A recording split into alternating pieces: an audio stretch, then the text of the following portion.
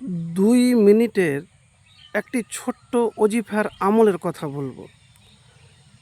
25শে রমজান রাত্রে, 27শা রমজানের রাত্রে লাইলাতুল কদরে এবং 29শা রমজানের লাইলাতুল কদরের রাত্রে এই আমলটি একবার করে দেখুন, যার মোকাবিলা করার শক্তি কারণে।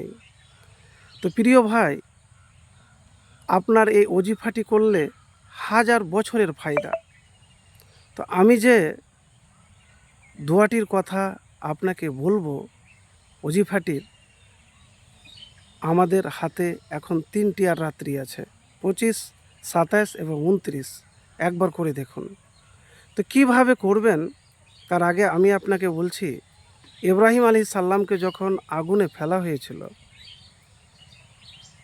কাফেররা ফেলেছিল, তো ওই অবস্থাতে আল্লাহর কাছে একটি দোয়া তিনি করেছিলেন, যেটি আমরা জানি, খুবই সহজ।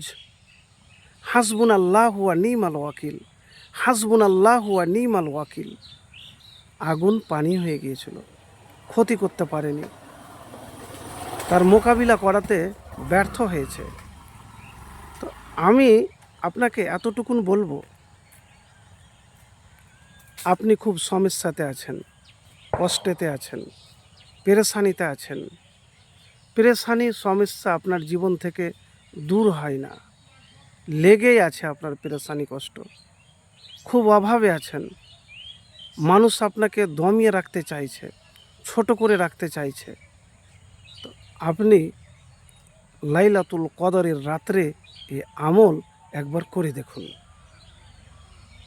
হতে পারে আপনার কষ্ট, আপনার বিপদ, আপনার সমস্যা সমস্ত কিছু দূর হয়ে যাবে, আপনি এর ফায়দা পাবেন যদি ইয়াকিন আর ভরসা রেখে এ আমল করতে পারেন।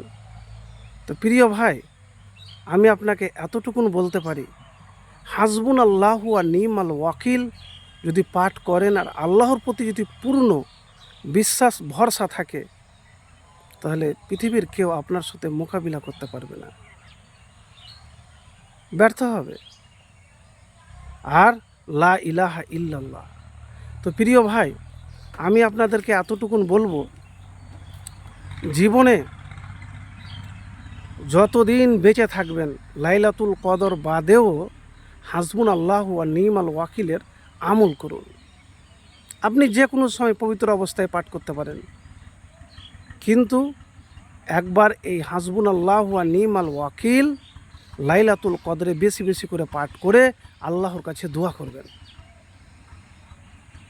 ইস্তেগফার করবেন। হতে পারে আপনার জীবনের দুঃখ, কষ্ট, বিরহ, যন্ত্রণা সব কিছু দূর হয়ে যেতে পারে। তো প্রিয় ভাই, আপনি একবার এই আমল করে দেখতে পারেন, যদি কবুল হয় তাহলে ইনশাআল্লাহ আপনার দুনিয়াতে চাইলেও কেউ ক্ষতি করতে পারবে না। আপনি যে সমস্যাতে আছেন, যে কষ্টতে আছেন, পেরেশানিতে আছেন, সেই কষ্ট পেরেশানি দূর হয়ে যাবে। আর একটি কথা, পরিপূর্ণ ভরসা যদি আপনি আল্লাহর উপরেই করেন, হাসবুনাল্লাহু ওয়া নি'মাল ওয়াকিল, তাহলে যার মোকাবিলা করার দুনিয়াতে কেউ নাই। তো প্রিয় ভাই, একবারে আমল করে দেখতে পারেন। হতে পারে আপনার জীবনের যে সমস্যা আছে, কষ্ট আছে, সব দূর হয়ে যাবে। আপনাকে নিচে নামাতে চাইলেও নামাতে পারবে না, যদি নিজের প্রতি ভরসা বিশ্বাস থাকে। খারাপ মানুষের কথাতে কোনো কান দিবেন না, যারা খারাপ তারা খারাপই চিন্তা ভাবনা করে।